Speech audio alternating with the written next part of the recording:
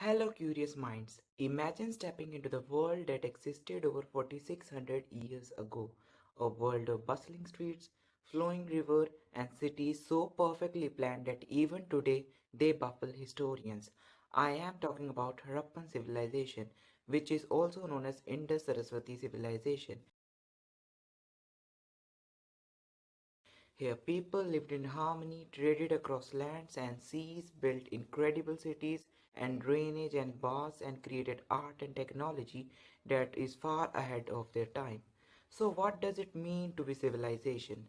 So, civilization is an advanced stage of human society with certain key features, the blueprint of progress, government and administration to manage more complex societies and its many activities, urbanism, cities planning and drainage systems, a variety of craft including management of raw materials such as stones or metals and production of finished goods such as ornaments and tools, trade both internal and external, some form of writing, culture expression through art, productive agriculture to feed growing population. This great story began around 2600 BCE following civilizations like Mesopotamia and Egypt. The people called Harappans lived in cities like Harappa, which was the first major city discovered. This was the first urbanization of India. Cities developed along rivers, particularly the Indus and non-seasonal Saraswati Ghagar Hakra, growing from villages to complex urban centers. Imagine walking through a Harappan city like Mohenjo-daro or Dholavira. The planning was precise and remarkable. Streets were wide, oriented to cardinal directions. Most cities had fortified upper towns for the elite and lower town for the people. Water management was highly advanced. Homes had individual bathrooms connected to street drains, while Mohenjo-daro had hundreds of brick wells. In Dholavira, massive reservoirs and underground channels collected and conserved efficiently. And then there's the famous Great Bath. Waterproof with natural bitumen, it had its own drainage systems and surrounding rooms. Its exact purpose remains a mystery. Perhaps a royal bath or a space for rituals, but it reflects their civic sense and architectural skill. Harappans were excellent farmers, growing wheat, barley, millet, rice, and pulses. Interestingly, they were the first in Eurasia to cultivate cotton. Studies of ports reveal several traces of dairy, turmeric, ginger, and even bananas.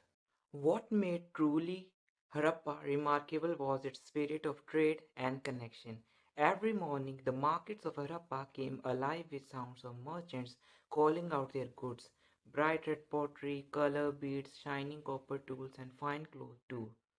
These goods were not only sold within the city but also sent far beyond to distant lands across mountains, deserts, and seas. The Harappans were skilled traders. They exchanged their local products for valuable materials that are not just found in their region. From Rajasthan and Gujarat, they brought precious stones like carnelian and agate. From Afghanistan and Iran came tin and gold, and from the far off lands of Mesopotamia, modern day Iraq, they received silver, copper, luxury items. The people of Harappa had also mastered the art of transport. For travel on land, they used bullock carts with solid wheels which moved along well planned roads. These carts carried goods between nearby towns and villages. From water transport, they built boats, ships that sailed along rivers and across Arabian Sea. Archaeologists have been discovered a docket at Lothal, one of the oldest in the world, proof of their skill in sea trade and shipbuilding. To make trade organized and secure, the Harappans used seals made of stone engraved with animal figurines and symbols. These seals acted as a trademark or identity card for goods. They help traders identify ownership and maintain trust in long distance trade. Trades were not only about exchanging goods, it connected people, culture, and ideas. The flow of materials like metal, beads, and ornaments also carried stories, skills, and knowledge between civilizations. The rhythm of carts rolling on roads, boating gliding on rivers, ships sailing on sea kept Harappan world alive and thriving. Their system of trade and transport reflected their intelligence, planning, and creativity. Around 1900 BCE, this harmonious civilization began to decline. The main reasons were climatic change, leading to reduced rainfall and difficult architecture, agriculture, drying of Saraswati River causing abandonment of cities along its course. Yet the Harappan culture, technology, and knowledge survived, influencing subsequent phases of Indian history. Their story reminds us how civilization depends on environment and human inequity. So, what amazes you most, the drainage system, city planning, or those beautiful carnal beats? Share your thoughts in the comment section. Thank you.